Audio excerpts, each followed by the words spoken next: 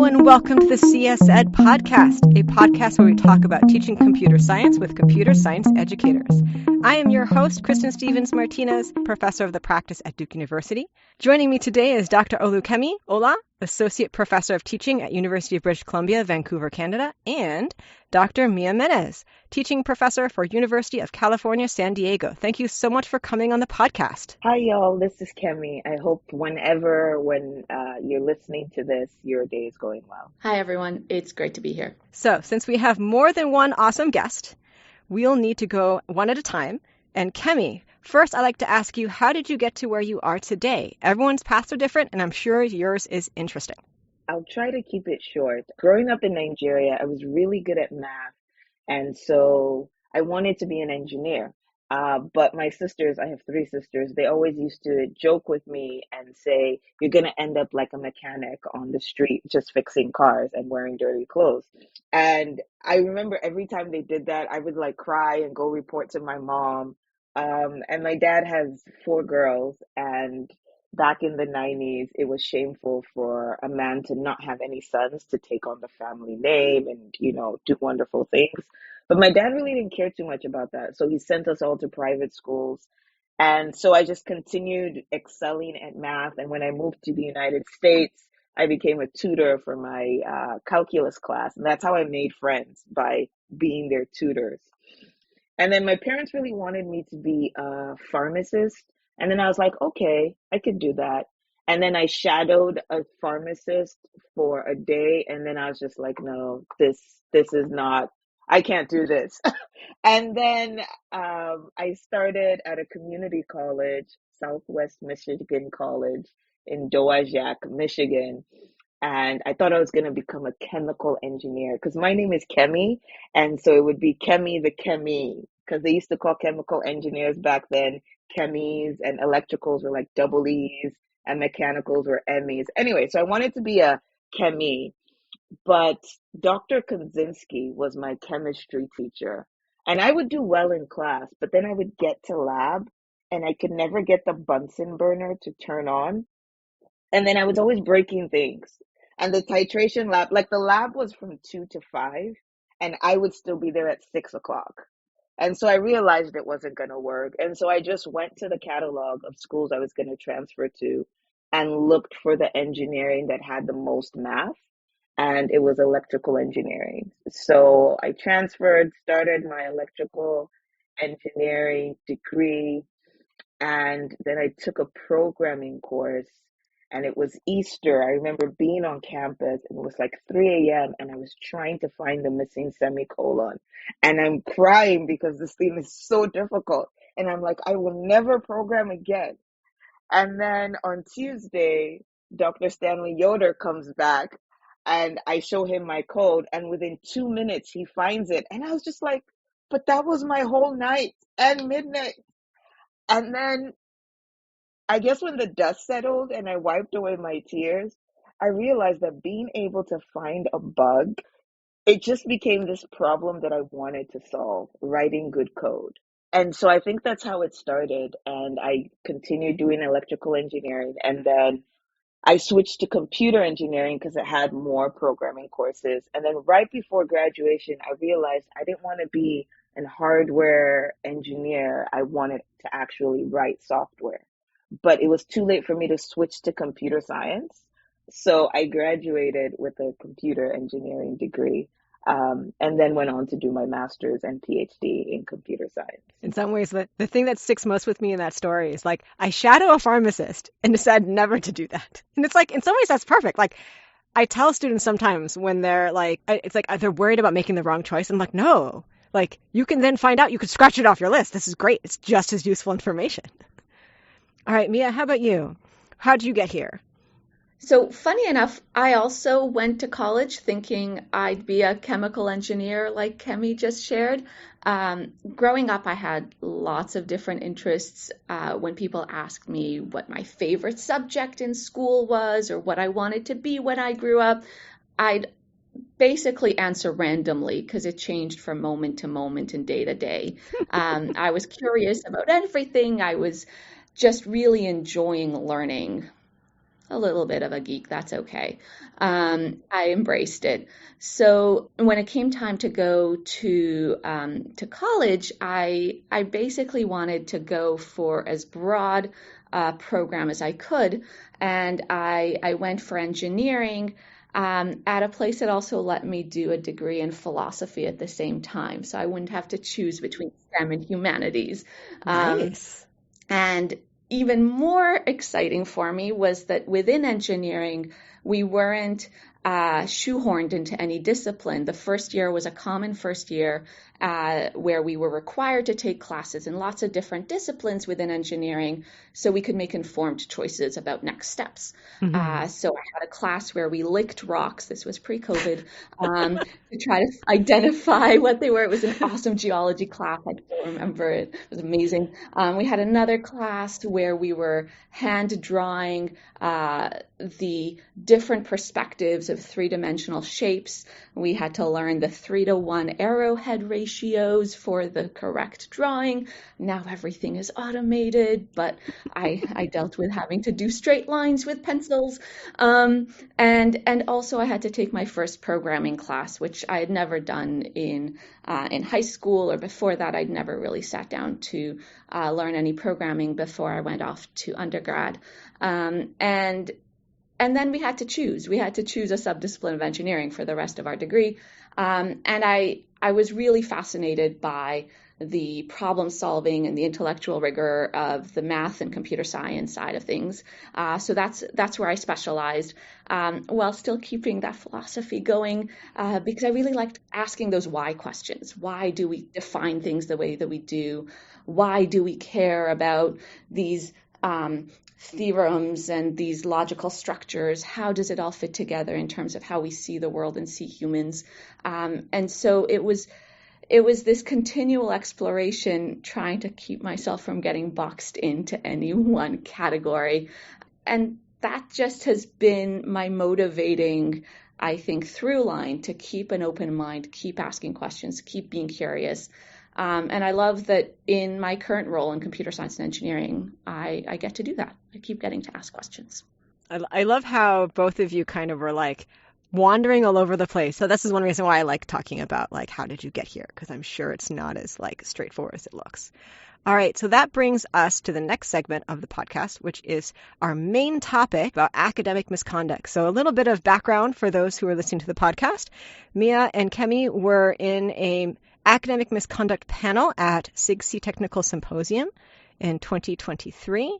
And so I invited them onto the podcast because I felt like this is an important conversation to have so people can start thinking more nuanced around academic misconduct, because it's definitely one of those things that you think is cut and dry until you actually start breaking it apart and thinking about it in more detail, and especially thinking about it in terms of how other institutions handle it and not just your own institution. So I think what's useful in our case would be we can start with what our contexts are in terms of how our university handles misconduct. And then there's one little thing I want to talk about that's called the three-legged stool around misconduct. And then we'll probably just like branch off into other topics. So I can start with myself. At Duke University, there's kind of like this two-phase process. When you detect academic misconduct, which is however you define it in your syllabus, you check with the misconduct office whether or not the student has done this before. And so if this is their first time offense, it's called a faculty-student resolution, which basically means you and the student sit down and meet and discuss what happened and discuss the punishment, and you fill out a piece of paper, both sign it to agree like this is what happened, I agree to my punishment, and then you submit the form and it's all kind of done and over with. If it's not their first time offense, they're not qualified for that form. And you basically, as the professor, have to write up a little thing to give the office the evidence of what happened. And then the office gets to decide what to do. And then days, weeks later, depending on when it happens, you find out whether or not the office decided the student was culpable. I don't even think they tell you what the punishment is. They just tell you, like, it was found the student was in the wrong. And that's all they tell you. I was like, oh, okay. In some ways, I don't want to know what the punishment is, because then I might feel bad about like trying to send more students to the office. But how about you, Kemi? What is your context? So at UBC, we have a similar situation I think the main difference is that regardless of which offense it is, the instructor still has to meet with the student and write a report and send it to the department, the associate head, who then sends it to the faculty. Now, it doesn't take a week, a month. If the student denies engaging in academic misconduct, it could be a year later. And if it's a severe case, like if they engage in academic misconduct on a final exam, it can go all the way up to the President's Council. And so typically what will happen is a year and a half after the class has ended, you get a random email from the president's office saying they want you to attend this meeting because student X is in front of the president's council. And then you go to a meeting, it has an advisory council and the ombudsperson, and then it's a 2-hour back and forth trying to get the student to basically admit or give more circumstances as to why they engaged in that conduct. And then it disappears. You don't know what happens. So the only part that you actually know what happens is when you detect academic misconduct, when you meet with the student, and when you assign that initial penalty. What the institution decides to do after, I have absolutely no idea. I've gone to President's Council like 4 or 5 times, and I still don't know what ended up coming out of it. So at Duke, I have heard of horror stories like this, where like the student just denies all the way up the chain. I have not had this happen to me personally. So technically at Duke, it is the case that the student can deny it and then it drags on for potentially like a year and a half. How about you, Mia? How's your context? Oh, it's really interesting to hear yours. So at UC San Diego, we have an academic integrity office that is the central body where a lot of these issues are thought through. Two important policies are one, that instructors are expected to report any suspected cases of academic integrity violations to the academic integrity office. So there isn't that first lower stakes process that you were talking about a little bit, Kristen. And then the second policy that I think is interesting here compared to what I'm hearing from your places is that it's up to the instructor to determine any kind of academic sanctions that are associated with findings of responsibility, but it's up to the institution and the policy for administrative sanctions. And there's a lot of documentation around what each of those entails. I will say that our time frame sounds more like Kemi's than Kristen's, sadly. And I think that has a lot of really important consequences for student experience and really challenging impacts on student experience when the process can drag on so long. It is the case, like you were saying, Kristen, that the process is shorter if students are willing to accept responsibility earlier on, and then you're able to deal with it, move on. But if they're concerned that they shouldn't be accepting responsibility, if they feel like the suspicions were unfounded and that they shouldn't be they shouldn't be held responsible, then things can really last a very, very long time, and that can be really challenging. My sense from the conduct office here at Duke is that they do try and prioritize where they can. And you had an interesting point about like the academic versus administrative punishment. And so here at Duke, we also, as the professor, get control over the academic punishment. And then it's kind of up to Duke to decide if there's an administrative piece to it, which I'm assuming means something like they are suspended for a semester or something like that. Yes, administrative sanctions can include suspensions, can include separations from the university at the extreme end. One thing that I really appreciate about the context here is that our academic integrity office really takes a teaching-centric view on the whole question of academic integrity, and thinking of academic integrity as a teaching and learning issue rather than as a punitive or enforcement issue. And so in particular, this is manifested in some of the vocabulary or the language that we use. I find myself kind of bristling against words like punishment, and I think I heard someone say culpable, and it's just because we use a different standard jargon here. We talk about accepting responsibility, being held responsibility. We talk about sanctions. And the idea here is to embed the process into the educational framework of the institution. We can talk about how effective that is, but that's at least the aspirational goal here. And I think in terms of the timing, while we try to embed this process into the educational framework as much as possible, the more it drags out, the more negative repercussions it has for the rest of the educational experience, both in terms of a student's sense of belonging on campus, the student's sense of trust in the system, but also just very concretely, we have a special designation in the transcript for a course and a student where there's an academic integrity case that's pending. And so the student can't progress in their academic program if that course is a prerequisite for another course. They're not considered to have earned the grade in that course until that case is resolved. And so that's got really important effects to time to degree, for example. Interesting. I don't think it appears in the transcript anywhere, but I might be wrong. Yeah. So for UCSD, it appears in the transcript as blank until it's resolved. So externally to campus, no one can see that it's blank because of this reason. Internally, there are some ways that you could see that it's blank for whatever reason it is.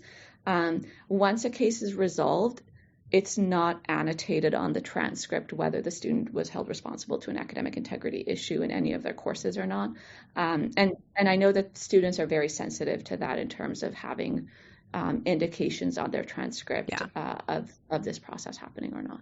Yeah. For the faculty student resolution form that is like the first strike here at Duke, one of the things that students are told is that once they graduate, it's not part of their permanent record. I definitely had students ask me, like, is this going to affect my funding? And I'm like, I have no idea. Like, in some ways, I don't want to know because I'm supposed to apply my rules and you knew what the consequences were.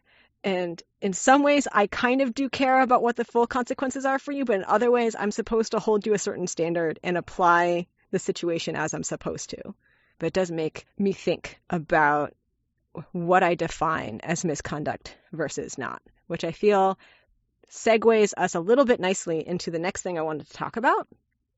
So I learned this from Jeff Forbes. So shout out to Jeff Forbes. And he says he learned it from the Duke consulate. So I don't think there's a real citation for this one. He called it the three-legged stool for misconduct, where to help minimize it, you have to do three things. You need to educate the students so they understand what the misconduct is in your class and also what the consequences are. Then you have to audit and actually check to see whether or not students are following the rules. And then you have to enforce, once you find misconduct, the consequences that you told the students were going to do. Otherwise, students will basically not take you seriously that this is what you're considering to be misconduct. So that's the three things are educate, audit, and enforce. And an interesting point that Brett Wartzman made at the panel is that what this means is do not create rules you cannot enforce. If you cannot audit it, do not make it a rule and call it misconduct. If you don't plan to hold students accountable, don't make it a consequence. It makes things more clear all around. And on both sides, students who may do the misconduct will maybe hesitate because they know that they might get caught and get the consequences. Those who would never do misconduct will have more trust in the system that students aren't cheating their way to be the same thing as them, even though they didn't learn and work as hard as far as the students who are more upholding what you're supposed to do. And so I find it really helpful in both of those directions to help me think through, especially how I define misconduct. Like I used to define things where I'm like, definitely can't audit that. So I guess I'm never going to enforce it, but I'm going to say it. And now I'm like, this doesn't make sense anymore. So Mia or Kemi, how do you feel about that? I think the first thing I liked about what you said educate, and the next word that came out of your mouth, I think, was teach. And I think one of the problems is that we put it in the syllabus. These are the 19 ways that you can engage in academic misconduct. The students don't read it because they have 5 syllabi to go through. And then halfway through the semester, they get an email saying they engaged in academic misconduct. And they're like, but I didn't know. I didn't know this was academic misconduct. And so I think actually teaching students what is academic misconduct and what the implications are for our society, like the larger computing um, society, I think is important. And I think that a lot of the cases I see would not exist if students had an understanding that certain actions were deemed as academic misconduct. Interesting. I guess for me, like, it really does depend on the definition, because one of the things that I mainly focus on is, so for my context, I mainly teach CS1 and a data science class. And we, in many ways, kind of simplified the rules, partially because of this three-legged stool, that you can talk about your code, you can technically show your code to your friends while you're doing your homework. That's fine, because in the real world, that's what you're going to be doing, discussing and thinking about it. Obviously, copy-pasting your friend's code is not going to help your learning. And then for exams or for these online quizzes, basically, talk to no one, do like no sharing, no nothing. And I repeat multiple times right before the quiz and that kind of thing, like in hopes that it's a very clear line. Like here on one side, here's the things that you can talk to everyone and anyone, and you can show your code and everything. On this side, talk to no one, show no one. And literally, I've told students, hide in your dorm room, lock the room, don't pick up your phone, like just focus. And because the number of stories I hear of students going like, yeah, so we agreed that we would just work on the quiz at the same time and like, but go to our respective rooms and we would lock our door. I'm like, okay, so this is the beginning of the story that then like devolves into, but since I knew they were working on it also, I called them and asked them for help. And I'm like, yeah. Oh no. And that's why your code was so similar. I have so many of those stories at this point. And so this is how I share it to my students, of teaching them like, this is cheating. And this is how you can also defend yourself against the risk of being cheating. Don't do it in the library. Like, do it in your room. Someone will shoulder surf. To roll back a little bit, it's also because the thing that crushes me most when I have to deal with these kinds of stories, especially the ones of like, I was working in the library, I swear I was alone. And I'm like, well, technically, the evidence I have before me just says collaboration happened. I want to believe you, but you don't really have any evidence that you can give me that says collaboration didn't happen. All I know is that you've confessed that you've worked on this in the library when I explicitly told you that you probably don't want to do that. That's probably the struggle I have with the process that I talk to the students instead of the students going straight to the office. Because I'm sitting there going like, I want to believe you. In some ways I do believe you, but at the same time I need to base it on the evidence, not hearsay, of what happened, and enforce the punishment regardless. And this is one of the things that bugs me. But Mia, you were going to say something. Well, I was going to follow up on what you were saying about the clarity, which I think is really helpful in having conversations with students about, here are the expectations around collaboration for this part of the course. Here are the expectations around sequestering yourself and authorship in this part of the course. And I wonder if the advice that Tricia Bertram-Gallant, who's our Director of Academic Integrity Office, gave me would be helpful also to share here, which is that the first step is that communication, that clarity of expectations. But then the second step that can be very helpful as well in getting student buy-in to those expectations is explaining the why. So I think we can be really clear in our syllabi sometimes, in our instructions and in our communication about the how. Here's how you can do the assignment with the integrity. Here's how you want to protect your code so other people don't look over your shoulders. But sometimes we're missing the why. And I feel like that's been a really useful lens for me in thinking about building out my course and building out policies around the whole course, and in particular the academic integrity aspects of it. And so when I think about why do I want folks to collaborate in some ways but not others, why do I want them to work independently in other ways, I try to think about what I'm hoping they get out of that experience.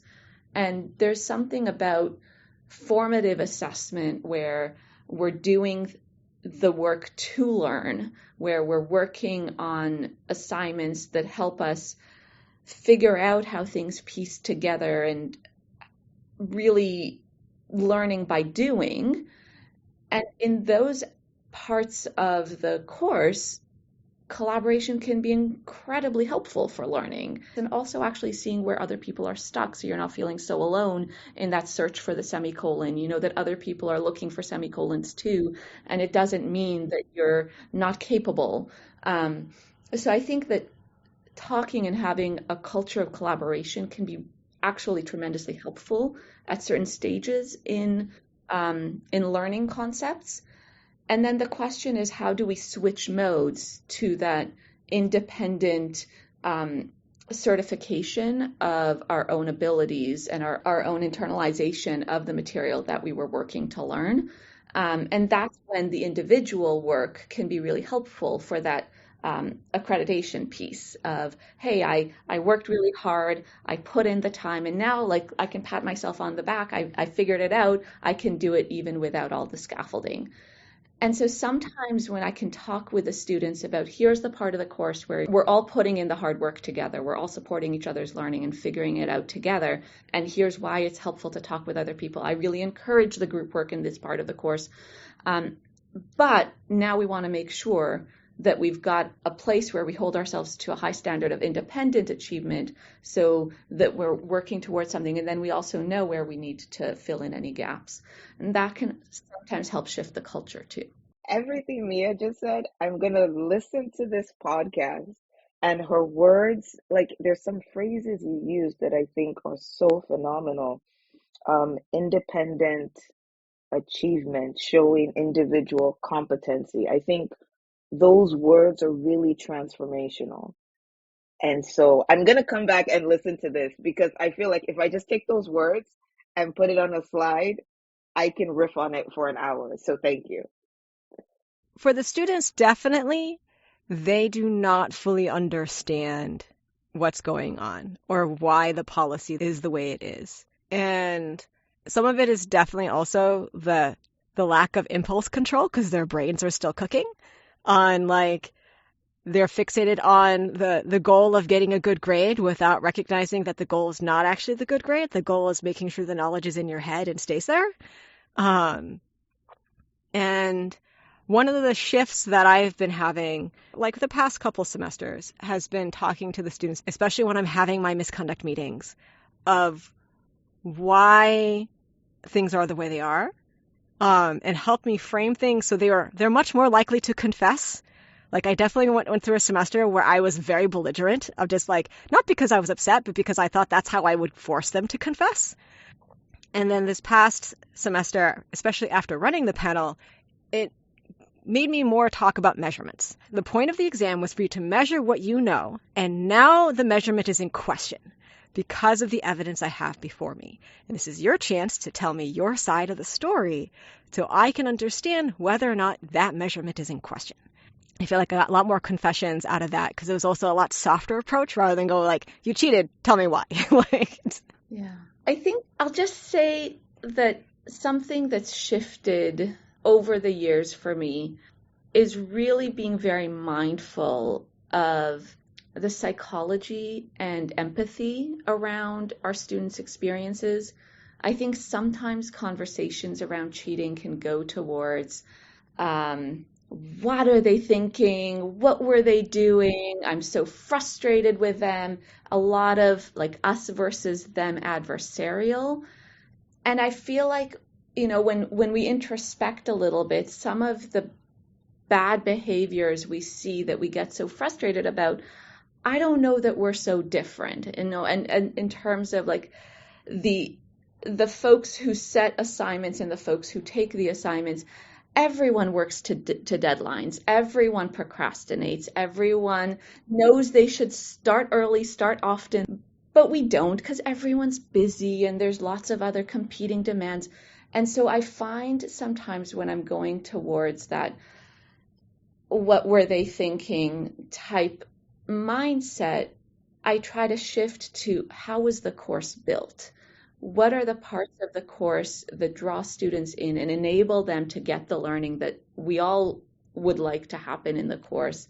And how can the policies of the course support that learning? And I think the shift that you were describing, Kristen, of talking about the evidence in terms of measurement and in terms of here's what I'm seeing, let's talk about it.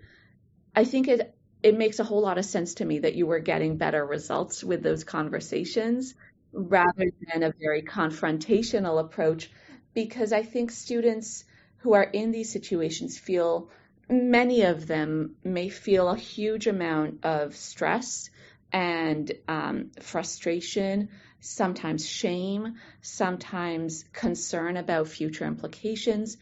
And I don't know that any of that's irrational. I also don't know that it's irrational for students to go into a class wanting a good grade. If you think about the K-12 trajectory and the ways that our students have been successful, they've been going through standardized tests, they've been putting in application files to universities and colleges where they're competing with so many other students, and they've got to shine in terms of their GPA and their grade. And this is how our systems have been set up. So I think pretending that they should have their values outside of that system and somehow purely within the realm of like intellectual rigor and going just for the learning, I think it's not setting our courses and our students up for success to remove our expectations from the systemic upbringing that our students have been facing. Yeah, I fully agree that a lot of the system, and there's a lot of things that are happening and pressuring the student to potentially behave in this way. And at the same time, as the professor, I still have those moments of how dare that student take all of my effort to make this beautiful class for them and build it as flexibly as possible for them. And this is what they do to me. And I know that was definitely not the student's intent. And they're not doing this on purpose of what I feel is a waste of my time, that suddenly I have to do all this work to detect what they're doing. I have to do all this work to schedule a meeting with them and write out the paperwork and all of this stuff. And I'm like, each conduct student costs me an hour or an hour and a half of my time. And it is okay for me to feel that. That doesn't mean I should take it out on the student. So I feel like I just want to share and be validated that it's okay to feel that way. And then once I feel my validation, I'm like, all right, and now I'm going to let that emotion go and go, all right, need to think about how I can be part of the process or the system, or how to help students not do this anymore. Or in some ways, there's always going to be a student that's going to violate the policy because they will feel like they're in a rock and a hard place and they decide to choose the direction that you don't want them to take. But it at least will reduce the risk and help make everyone feel better in the end. Though I will acknowledge that I still have those moments of how dare you? You've just cost me an hour and a half of my life. And then I'm going to move past that and go all right, let's talk, student, about what's going on. And usually half the time, the student's having the worst semester of their life, and then you feel terrible. You're like, well, I have to add this too, because you have to face the consequences of your actions. And I'm going to throw a bunch of resources at you at the same time to try and help you limp to the end of the finish line of the semester. But at least now I know that you're struggling, and I'm going to try and help you with that too, and make you face the consequences of what you have done. All right, Kemi, your thoughts from all of that so far? Oh my goodness. There's just so much going through my head right now. Okay, I'll go back to something Mia said. about how we've conditioned them in K through 12 to always reach for the stars and success and always aiming to get an A. And I think at some point we need to make failure okay. I go back to the story of when I was an undergrad and I couldn't find the semicolon, and I spent like the whole of Easter just crying and trying to find the semicolon. And when Dr. Yoder came and found it, there was a sense of why did it take him such a small amount of time? But there was also a sense of, okay, the world is not over. I can learn the skills necessary. And I think that part of our messaging, or part of what we need to do as educators, is make the system more open to accepting student failure. In my faculty, students are admitted into the Faculty of Science, but they're not yet in the computer science major until the end of first year. So their grade in my CS1 class matters. I had a student who got like a 95 in my course, but didn't do too well in an English course. And he's not in the major now. I saw him like 2 days ago, and he had an 84.2 average. And the cutoff to get into computer science was 84.5. And so it's like created the system that students are like, okay, how can I get an extra 2 points so that my overall average? And so I feel like part of what we need to do is talk to the people who have power to make sure that this is not the world we want them to operate in, because most of them will try to game that system because that's their only choice to get into the program, to go work at, Google, Facebook, Amazon, whatever.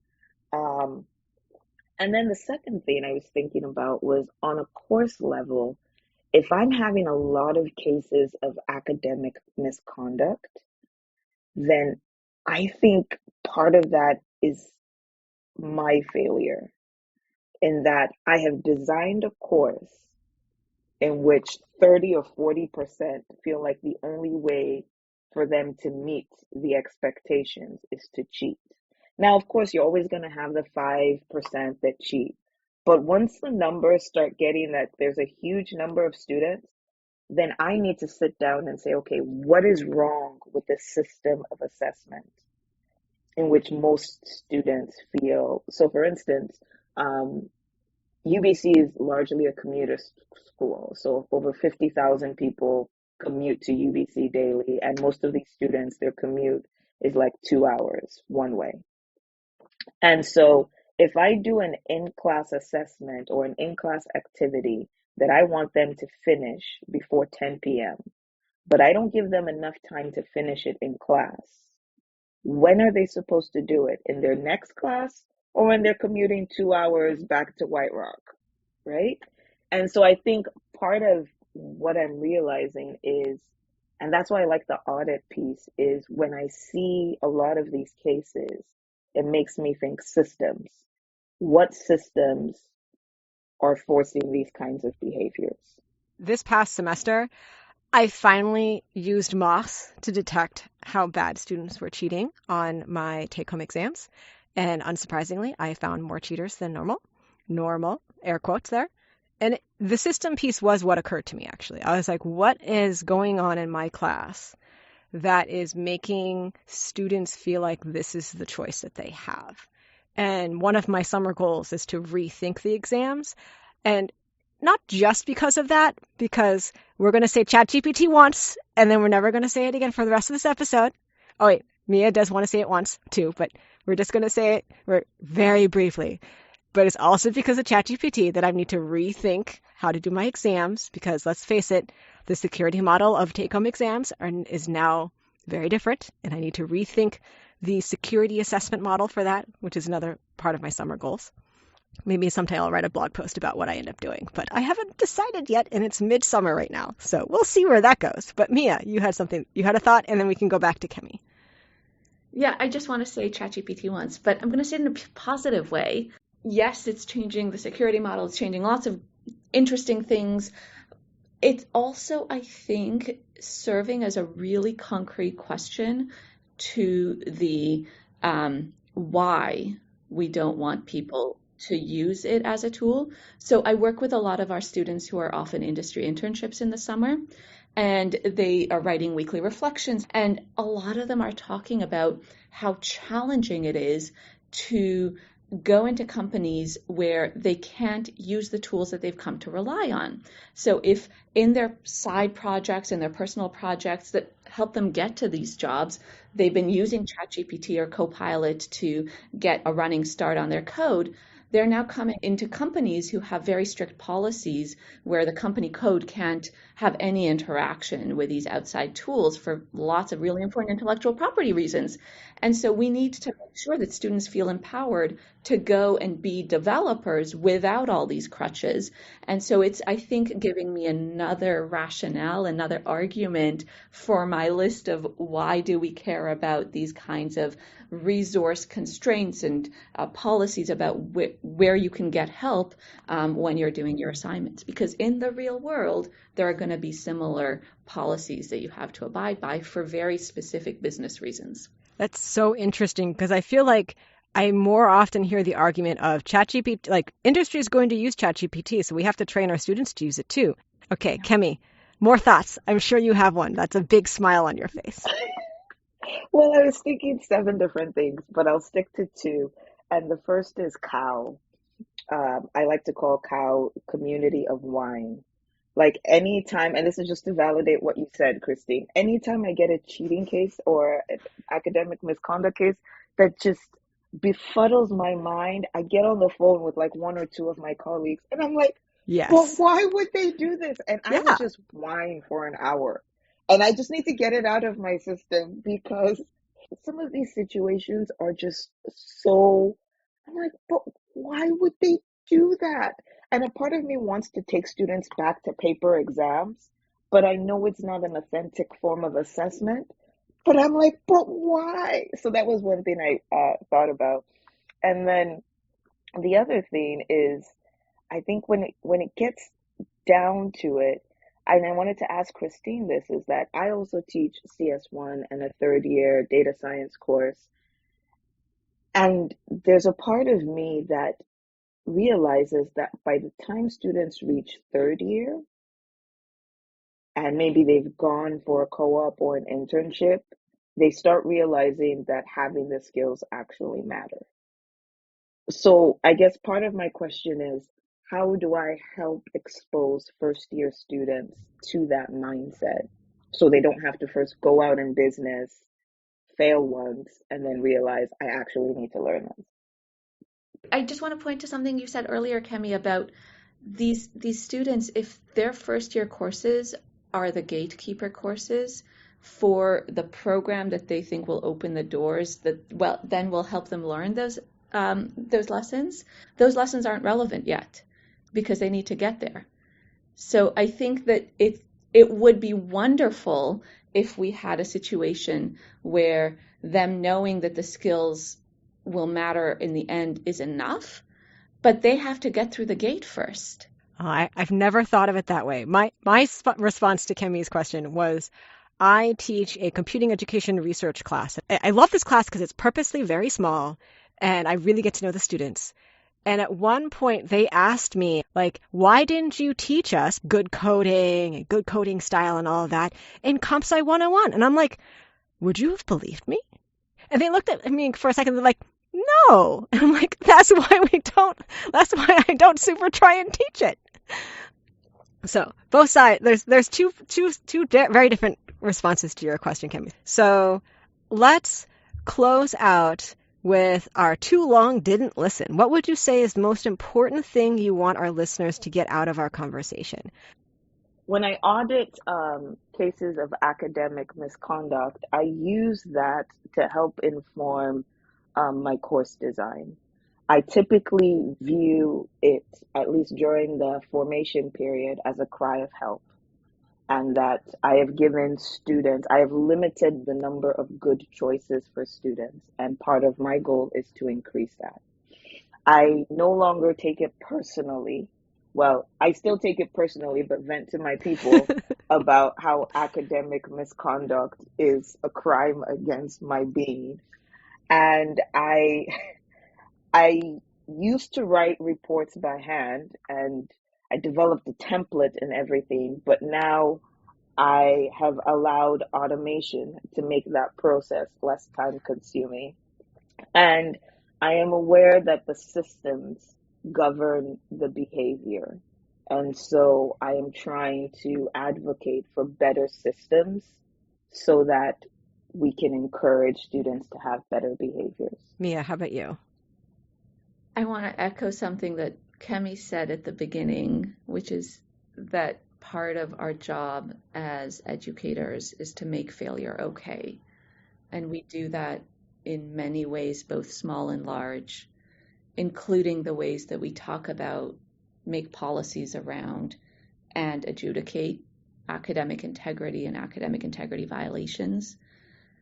And one thing I've been mindful of is the impacts of academic integrity, both when it's built into the structure of the course in enabling really positive educational experience, but also the potentially chilling impacts of overemphasizing individual efforts over the positive aspects of collaboration that can have really detrimental effects on educational experiences. So really thinking about academic integrity and its role in our classrooms is nuanced and multifaceted. All right. Well, thank you so much for joining me today, Kemi and Mia. Bye, y'all. Thanks so much for having us.